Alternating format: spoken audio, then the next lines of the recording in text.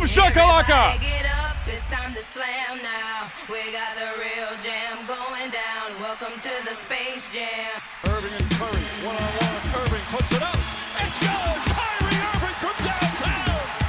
And the Cavaliers by three. Slam, and welcome to the jam.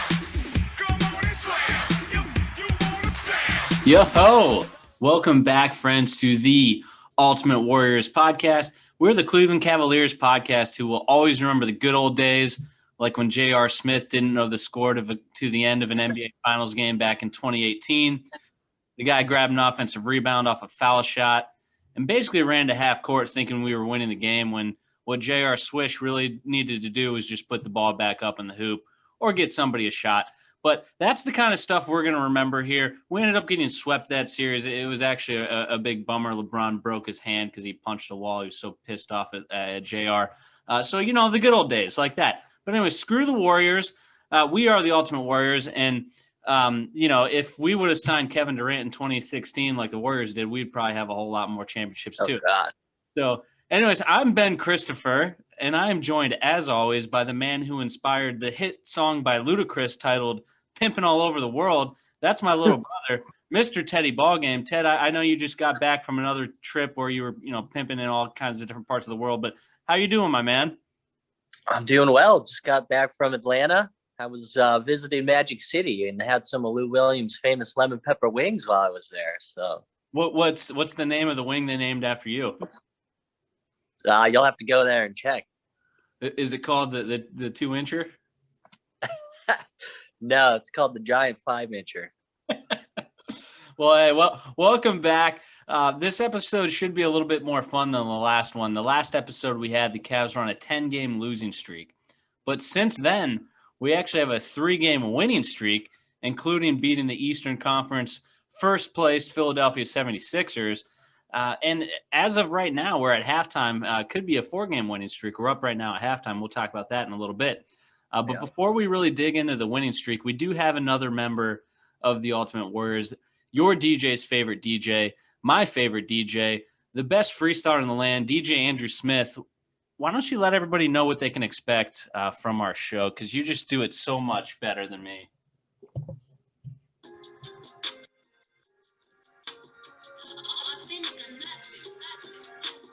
DJ Andrew Smith. Ultimate Warriors were live and direct. Got them throwback vibes like it's flung massive flex. Too dangerous, like driving when you text. It's a blockbuster, baby. Jurassic Park, T-Rex, Ben's in the building, and he's spitting the truth. More Jack than McGuire, but without the juice. Killer on the court and killer on the pod. Y'all better get ready to make your head nod. Ted's a born baller. He's bigger than Hova. Got chicks every day. Mr. Casanova, never growing up like he's Peter Pan, does 30 mil a month on his OnlyFans. It's DJ Andrew Smith, man, no one do it better. Lactose intolerant, but still getting cheddar. Thanks for tuning in, and y'all guys are the best. Let's go, Cavs, and God bless. DJ Andrew Smith.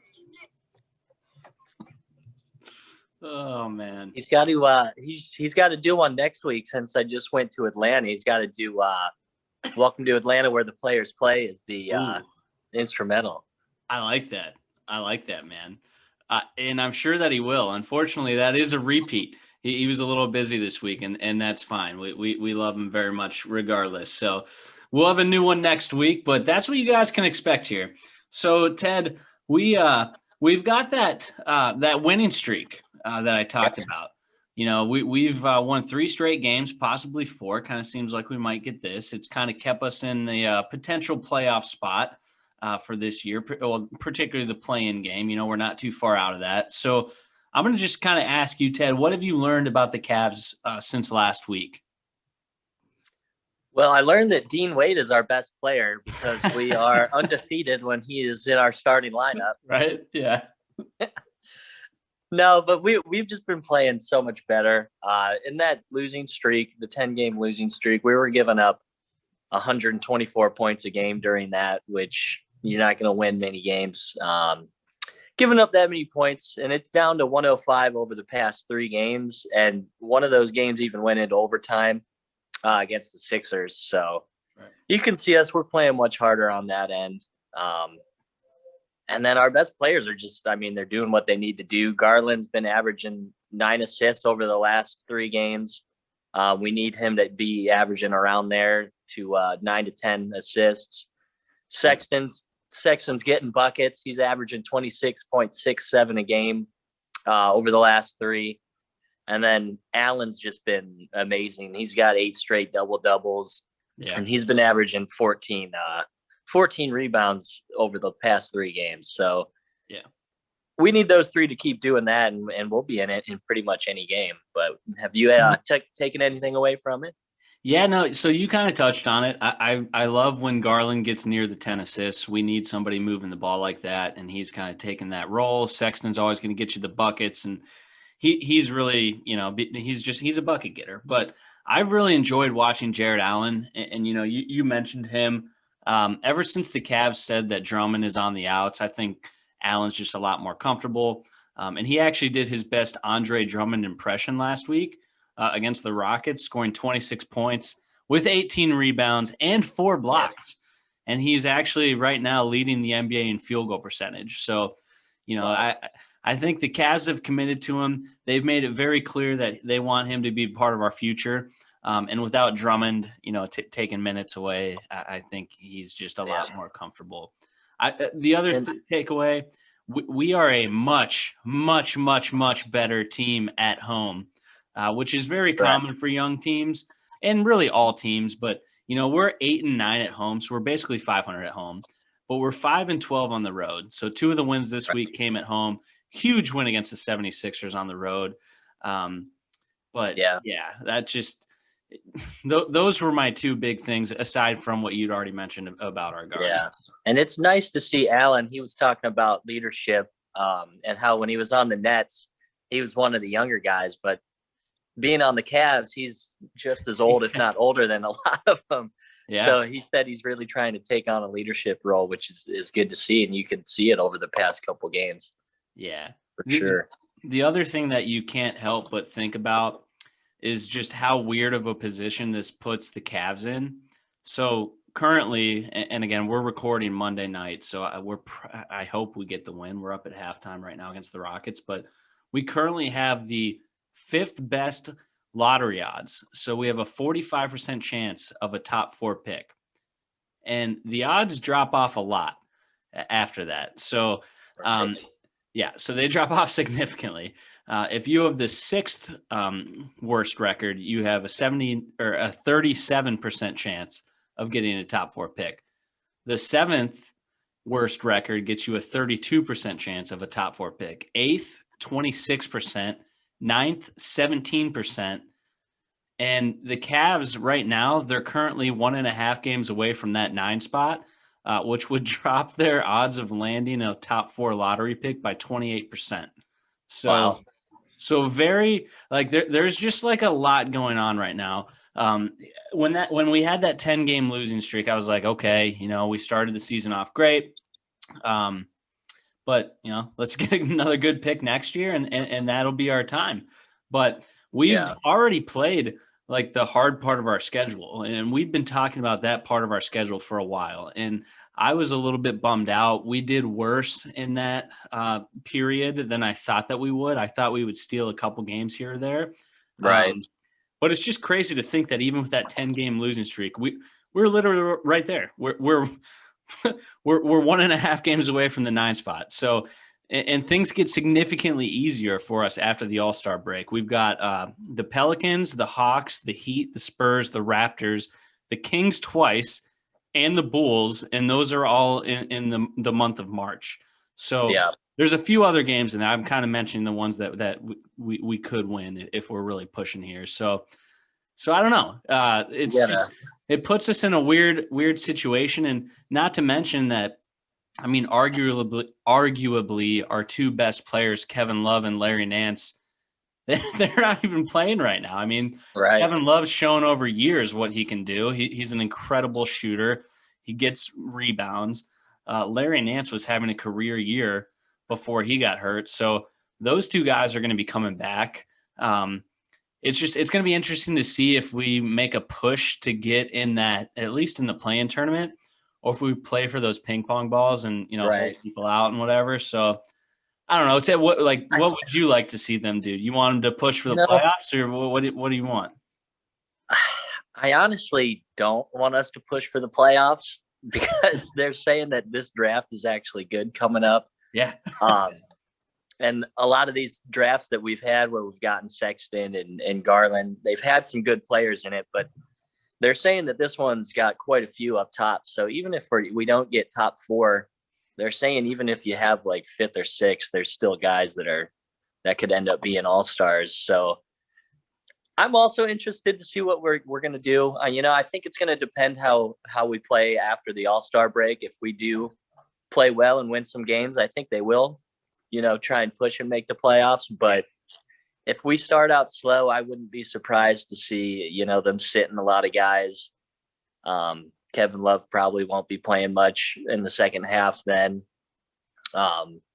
We haven't got to see him basically all year, though. So it's I just want to watch Kevin Love again. I do, too. He would definitely help the young guys. He's like our only veteran on the team other than, McGee, probably. Yeah. Drummond, who we're, haven't traded, but we're getting rid of him. Right. And even he's still, 27, 28 or something like that. So he's still not even. He's younger than me. But, yeah. No, so we'll see. I think it just depends how we play just after this all-star break here and close out the last couple games. And like you said, we're looking good tonight against the Rockets. We currently have the lead right now, so we might even gain another game towards that 9 seed that you were saying we're only a game and a half back from. I say go for it. Not the lottery. I want to win every game we can. We've got a young core, and I know they're not the best, but like just the losing culture, I don't want it. If we play our guys and we lose, fine. I do feel like the basketball gods look down on teams that tank. So I'm not a conspiracy guy. I don't think it's Adam Silver controlling anything, but I mean, look at last year, the Zion Williamson draft. I mean, yeah. Like the Pelicans were not the worst team in the league. I mean, it happened. So, anyway, and especially the way they do it now. I mean, they changed the odds for this reason. So, play your games. I mean, the number I went over them. The numbers definitely change, but at the same time, Giannis Antetokounmpo was a 13th overall pick. Like, we don't know where all these guys are going to go. Dion Waiters, what did we draft him for? Like, how did he do? Like, I mean, you just, I don't know. Play the game. Waiter's silent. He may come up later in the show. But anyways, so this is a good time for me to mention that we are part of the Mark One Sports Network. We're a Cleveland-based sports media company. We're covering everything Cleveland sports. We have the CLE Tribecast. They're covering the Cleveland Indians. The weather here in Ohio, Northeast Ohio, was in the mid-50s this past weekend. So, baseball will be back soon. And spring training actually just started up. So Jeremy and Kevin, they'll keep you up to date on everything you need to know about the Tribe. And guys, this is the best time in my entire life to be a Browns fan. We have the Danger Zone where Josh and Rich talk all Cleveland Browns. And then, of course, we have our flagship show, the Mark One Sports Show. The Podfather, Mr. Ethan Tabor, he covers everything in the world of sports, news, movies, whatever's hot, he's talking about it. So make sure to check us out at mark1sports.com. Check out our shows and, make sure you give us a like, a rating, and a subscribe on wherever you listen to your podcast because it helps us out. So that being said, Ted, we are going into the All-Star weekend here in the NBA. So I just kind of want to talk about some Cavs that have been there, and we can just kind of, reminisce on some of those memories. So let's start off with the main event. Ted, who is your favorite Cav to ever play in an All-Star game? So, I mean, obviously it'd be LeBron for me, but if I exclude him, it would probably be Mo Williams would be my favorite. He was a good player, but the fact that he made an All-Star game is just kind of funny to me. I mean, The guy averaged 17.8 points that year and 4.1 assists with 3.4 rebounds. Yeah, that was one of the years where the Cavs, I think we won 68 games that year. So in the 60s, whatever it was, maybe 60. Right. So like they had to have two Cavs. And there was no second Cav. That's how good LeBron was. They're like, yeah, I guess we'll put this guy in with you. Yeah, so I basically consider that half a All-Star game appearance for LeBron, the fact that Mo Williams got in there. Because if you look at the stats just currently in the NBA, there's 43 players who average more points per game than Mo Williams right now. So I loved Mo Williams. He was good, but yeah, he needs to thank LeBron for that All-Star appearance. Yeah. Who's your favorite? Well, the easy answer is definitely LeBron. I mean, he's done the most for the team, for the city. I also thought about Kyrie Irving. If you remember, I think it was 2014, the year before LeBron came back. Kyrie won All-Star Game MVP, which was really cool. But I am going with Terrell Brandon. Oh, Terrell Brandon, and this is because Terrell Brandon, when I first started watching basketball, the Cavs were not good.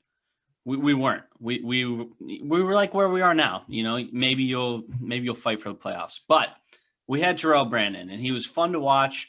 And in 1996, he was on the East team with Michael Jordan, and he had the most minutes of any reserve from either side.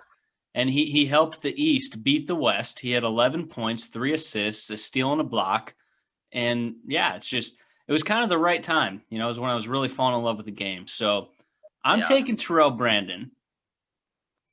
That's fair. I didn't even know who that guy was until you told me about him. That's how young I was when he was playing. Yeah, and then we had Sean Kemp after that. But I'm going with TB. He was a stud. But how about this one, Ted? Which Cavalier that didn't make an All-Star team would you have liked to see there? Who's like your number one choice for who would you have liked to see at the All-Star game? Okay. So that one, I mentioned him, I don't think it was last. It was a couple shows ago. It's got to be Anderson Varejao.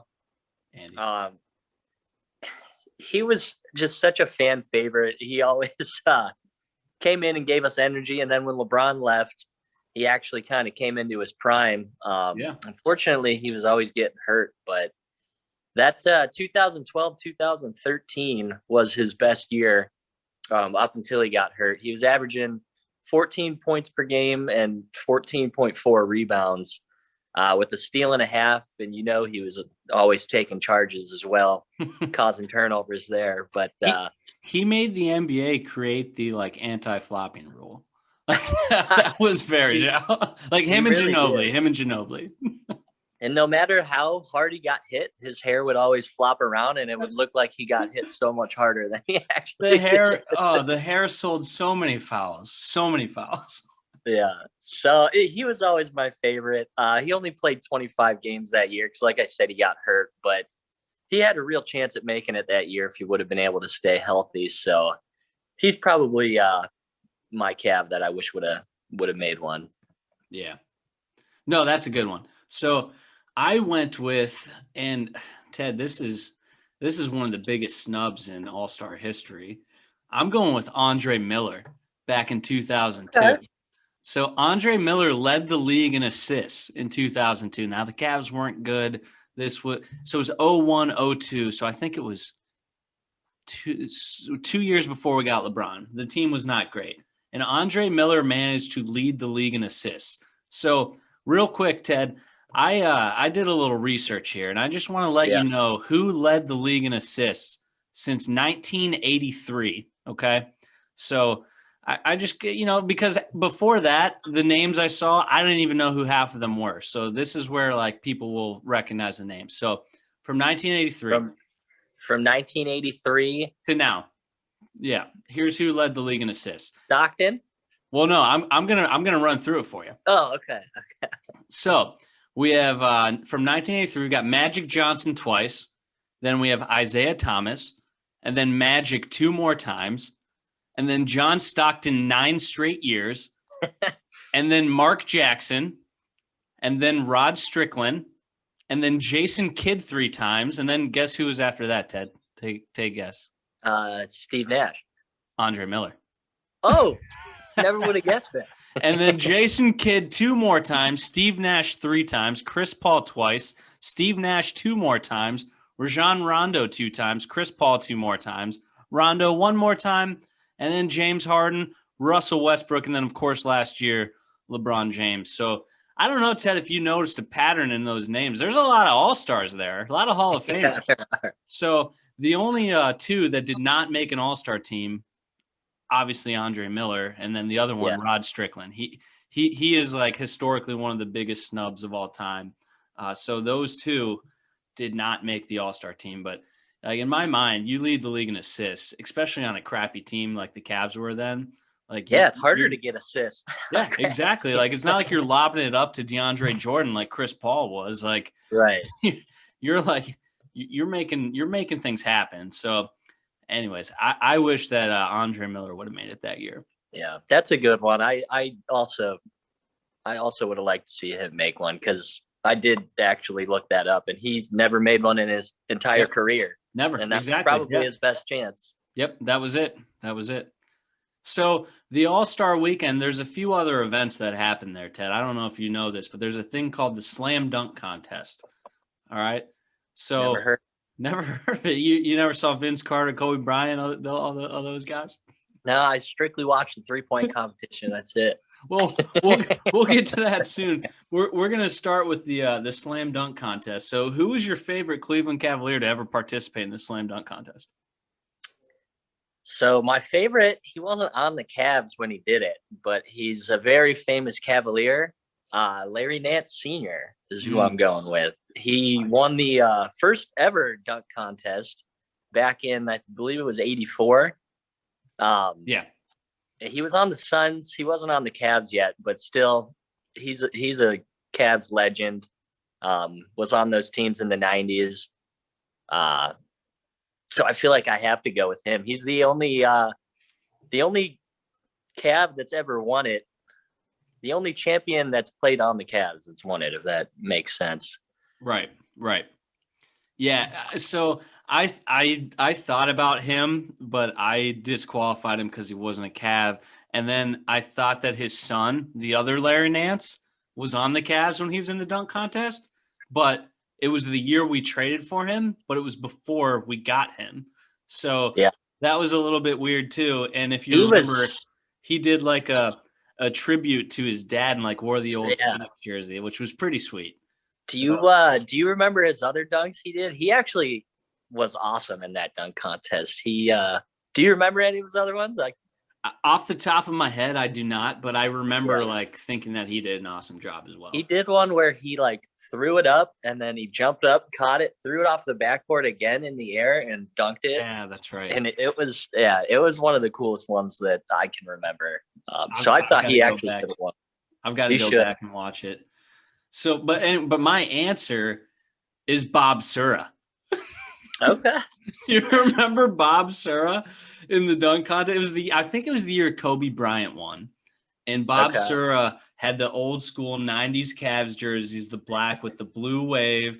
And he was like a white boy, like not that tall. Like, anyways, he didn't do that great. It wasn't that great of a performance, but he doesn't sound like a big dunker, honestly, with the name. Well, Ted, funny thing, the next thing we're going to talk about is the 3-point competition. Bob Sura was also in the 3-point competition. So a little fun fact about Bob Sura, he could do it all, man. But before we get into that, who on the Cavs would you have liked to see in the dunk contest? Your number one pick that you would have liked to see? That's got to be LeBron. Yeah, he's a freak. He's hit his head on the backboard in games. Like, I wish he would have done it at least once at some point in his career. He would have been so fun to watch. Yeah, that's an easy one. It's definitely LeBron. I think the entire world wishes that they would have seen LeBron in there. He's one of the best dunkers ever, and one of the few like really great dunkers that has not been in there. I mean, we had Vince Carter, we had Kobe, we had all these guys that did it. And unfortunately, LeBron did not. But second choice, Ted, Ricky Davis. That would have been pretty sweet too. Didn't he do one eventually? I don't. If he he wasn't did, on the Cavs. if he did, he wasn't on the Cavs because I looked up all the Cavs that did. But he was the. I mean, it would have been awesome to see him like pretend he was going to go dunk it, but then run to the opposite hoop and dunk it because he likes to like throw things off the other rim or the other backboard. He dunks on the wrong hoop. How great would that be? And like it would have been really funny too because everyone would have been like, "Oh yeah, he's making fun of himself." I would have loved to see Darius Miles too. He would have done that. Yeah. He could have threw it off the backboard and jumped up and did his whole like head thing, whatever he did after he hit a shot and then threw it down. He would have been a sweet one to see as well.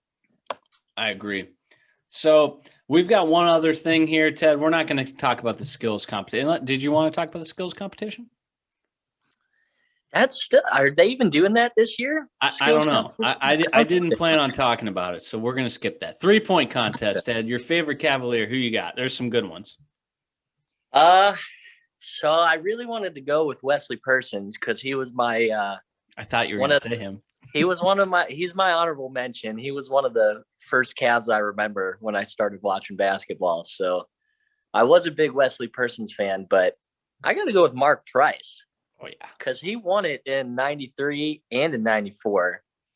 And then in 93, he actually took out Craig Hodges, who had won it 3 times. And he actually, it's a funny story. He wasn't even on a team that year in the NBA, but they invited him back. That's just like you're that good agent. At shooting threes. Yeah, because he won the last 3 years, so they brought him back. Wow. But Mark Price ended up taking him out, and they did 3 rounds back then. And in the 3rd round, he actually got a little bit lucky, and the guy he was playing missed the entire last rack. Ended up losing to a Mark Price by 1. Wow. So, and then 94, he actually won it again. And in the final round that year, he made 24 of the 30 shots, which at the time was 1 shy of the record. So pretty impressive performance there. He got hurt the next year and didn't get a chance to three-peat, but still 2-time champ, Cavs legend. Give me Mark Price. Yeah, no, I that was also my answer. I should point out Kyrie Irving also won it, so that was really cool when he won it. I already mentioned that Bob Sura. It was not the same year, but he did the dunk contest at one point. Then he also did a 3-point competition. So versatile, Cavs legend. I thought for sure you'd be going with Kyrie in this one. I was also going to take Mark Price. Just you mentioned a lot of things, but I should also mention Daniel Boobie Gibson. He was just Boobie? Boobie was a great 3-point shooter. Never really, he obviously didn't win. He never had incredible performances, but we saw what he did in the 2007 playoffs, particularly against the Pistons. So, and I believe Boobie Gibson, that one of the years, his sophomore year, he was in the sophomore game, and I think he won the MVP and hit like 11 threes or something in that game. I thought. I think you're right. It was like, yeah. It was like a crazy good weekend for him. He didn't win the 3-point competition, but he still was in it. Yeah. I think he did pretty well. So last question, who would you have liked to see in there that was not from the Cavs?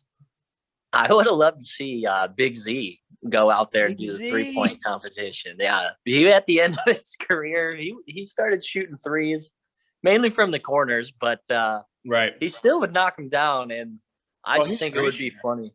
Yeah. Yeah, great shooter. I just think it would be funny to watch him go out there and try and do it, though, because I don't think he'd be able to get through all the racks in 1 minute. It'd be funny to watch him scramble around. But yeah, Big Z would be mine. Big Z is a good one.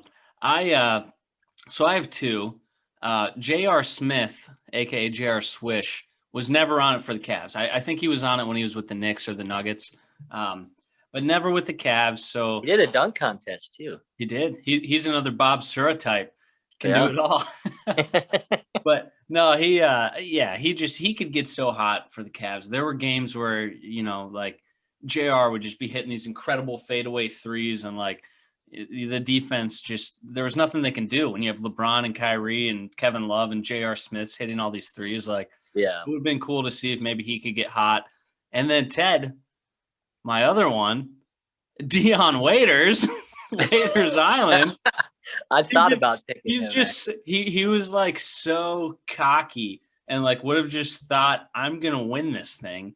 Would have been so competitive and into it that he would have been very, very fun to see. He probably would have like broke the record for least amount of threes hit because he would have been taking it way too serious. Brick. Most consecutive air balls. What a that would be that would be an incredible Dion Waiters record, and he Oh, it would be. like that is totally. You're right, and I wish that would have happened. Just his form when he shot too. It was such a cocky looking shot, even though it was awkward. Yeah, it would be.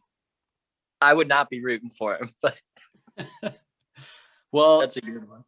No, that's it. So yeah, as we get ready for the All-Star weekend, there's some Cavs memories and some things that we wish we would have got to see. So Ted, you have an obscure Cav of the week. Let's see if we can get this one. Yeah, so this one's kind of easy. I was gonna do him last week, but we ended up not doing one last week. So he is currently a Cavs starter. He averages 4.1 assists, 1 steal a game, and 2.4 rebounds. A Cavs starter this year? Yep, he's starting tonight, actually. Isaac Okoro. Nope. It's not Sexton. It's 4.2 assists, 1 steal, and 2.4 rebounds. Wade? No. It's not. Is it Sexton? It is Sexton. Oh, okay. I didn't want to tell you his points because that would give it Well, away. yeah, right. That's why I was like, okay, Colin Sexton. Boom. And it was. It only took me. I only guessed 2 of the other 5 starters before him, so Right. No, he was going to be mine last week because all the Cavs were considered obscure to me after that 10-game losing streak. Yeah, that sucked. But yeah, Colin Sexton. Colin Sexton. Well, he's getting buckets now. Ted, do we have an update on the score? Are you seeing it here? 76-74. Cavs are up still. Oh, we've got a hell of a game. We've got a good end here. So everybody, we are going to peace out. Thank you all for tuning in. Hopefully the Cavs turn this winning streak into 4. Ted, anything you want to say before we peace out, buddy? Yeah, thanks for listening, guys. And never forget, Warriors blew a 3-1 lead. Yes, they did. Yes, they did. Seconds. It's over. It's over. Cleveland is a city of champions once again.